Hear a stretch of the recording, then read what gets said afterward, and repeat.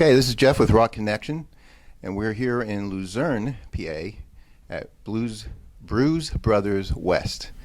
I'm here with P.O.D. frontman, Sonny Sandoval. How you doing, Sonny? Good. How are you? I'm doing great. Okay, back in 1991, we're going to go back to the beginning here of the P.O.D. Was and Marcos had been together and doing some jam sessions, just doing covers of other bands and everything. And then eventually they asked you to come aboard. Can you just tell us a little bit about how the band began? Yeah, they used to just, play house parties and jam wherever they could. More like a thrash metal type thing. And I would go to watch their shows and support them and just go crazy in the pit. And then it was in 92, my mother had passed away, and then I went through a whole spiritual, journey and started my walk of faith with God and tried to let him clean my life up. And I think, they asked me to jump in the band and just have some fun, I guess, stay out of trouble, and for me it was like, it was new for me to live this life of faith as much as it was to be in a band. It wasn't like anything I had hoped for or dreamed for. Kind of actually made me nervous, but it was an outlet for me to just, kind of escape and get away, and at the same time be able to scream from the top of my, head this new faith and this new love that I found. And we just started playing wherever they let us play. Okay, all right. So you said that you went through the spiritual awakening and cleaned yourself up and everything. Were you involved in bad stuff before that? I've always been a peacemaker at heart, but I guess sometimes in your surroundings, you just, you are where wherever you're at, So obviously just doing what I guess normal high school kids do, growing up in the neighborhood. And, but I've always been a good guy. I just, was getting high a lot and just, had my priorities mixed up. And it was just more of a wake-up call for me to just grow up a little bit.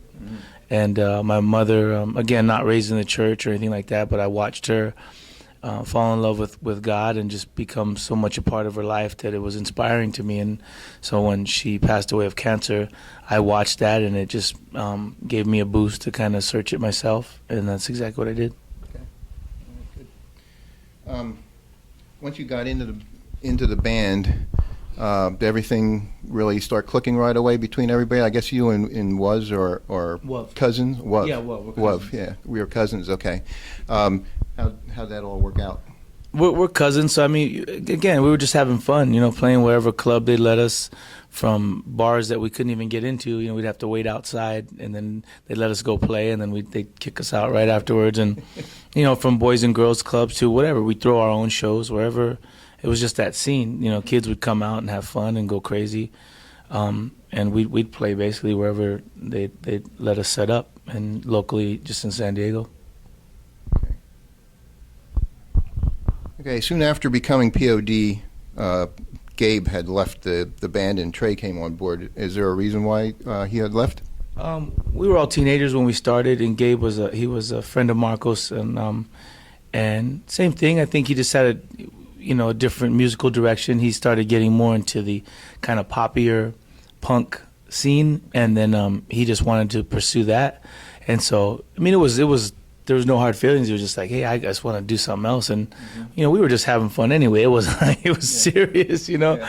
And so he went and started another band. And, the only thing for us is that I think we finally had like our first real gig up at the Whiskey A Go-Go in Hollywood. And that was huge for us, And so we needed someone to fill in. And, one of our uncle's bands, Trey was playing bass. It was like a funk band, and we knew that he was a great player. And we just said, "Hey, man, can you just fill in for this date and help us out?" And he did it. And then we just had so much fun doing it together that after that gig, we asked him, "Hey, dude, I know you're in this funk band, but would you ever consider playing like some rock and roll, maybe some heavier stuff?" And he's like, "I love jamming with you guys," So he's been on board ever since.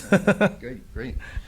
So ever since then, pretty much the same band members. Nobody has really changed since then, right? We had Marcos. He had taken off for a minute, and it was like the height of our success, and there was just egos and miscommunications, and we had a minor falling out, and then in order to fulfill our contract and keep going with P.O.D, we had a buddy, Jason Chuby, who was in a band called Living Sacrifice, come in and fill in. He did a couple records with us, and then eventually we kissed and made up with Marcos, and then he came back, and now we're all together again. Yeah. That's great. I mean, still, that's a long time being together with the same members and everything. And, Sure. what do you attribute your being able to be such a long-standing band all together like that? I honestly think that we just, we love making music.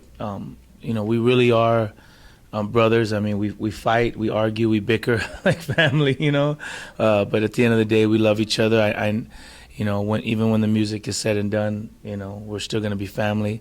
But we come from an old school where there's still, real fans, and then obviously, we did take some time away from the industry just to get away from just all the nonsense, and just the phoniness and just the fakeness, and we came back to do a record on our own terms, and here we are playing, in the middle of nowhere in a little club, you know what I mean? And it's like, who even knows who's gonna show up? You know what I'm saying?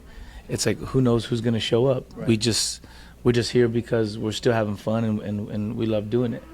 And again, it's like, it's on our own terms. Because we just came back from Europe and playing in front of 100,000 people. You know what I mean? It's like, or packing out and selling out dates, and it's like, it's almost like you have to wake up and say, dude, I love what I'm doing, because I might not be doing it tomorrow.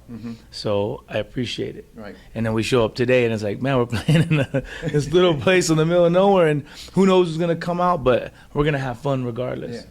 Because there is no agenda, you know what I mean? There's no rock stars to be made. There's no money to be made. This industry is completely different. You have to do it because you love making music. And if there's 100 people that come out tonight, then that's 100 people that we're going to have some fun with. Right. Yeah, just following up on that a little bit, you just said the rock industry has been so different. Before it was record sales and CD sales and everything, and now there's the download and everything like that, the computer age. That's not so much the case anymore. You have to go out and tour in order to make money. Is that the case? For sure. I mean, we've been a band 21 years, and it's like we've toured, all of our, early years. We've toured forever. We've always been a working, hustling band. And you thought, hey, the older we get, the established credibility and millions of records sold, that maybe could slow down. It's completely different. You don't make money off album sales. And even now, the fact that we took off almost 5 years, it's like rock and roll suicide. You lose your fan base. At least not the hardcore loyal fans. You lose that radio, trendy, mall shopping, hot topic type of crowd, and then you have to rebuild them again. Every day someone turns 14 and then decides they love music and they want to start following bands, and you got to capture that attention again. So the only way to do that is you got to be on the road, and it's like, hopefully kids come to shows. I mean, it's a luxury to go to shows these days. I mean, with the economy and money, and so, but that's a passion. When you go see a show and it's like, man, I really dig that band, and then hopefully next time you're gonna remember, hey, they're coming through again. I'm gonna go check them out. That was a good time. Right. So you're like reestablishing yourself all over again. Yeah. Okay.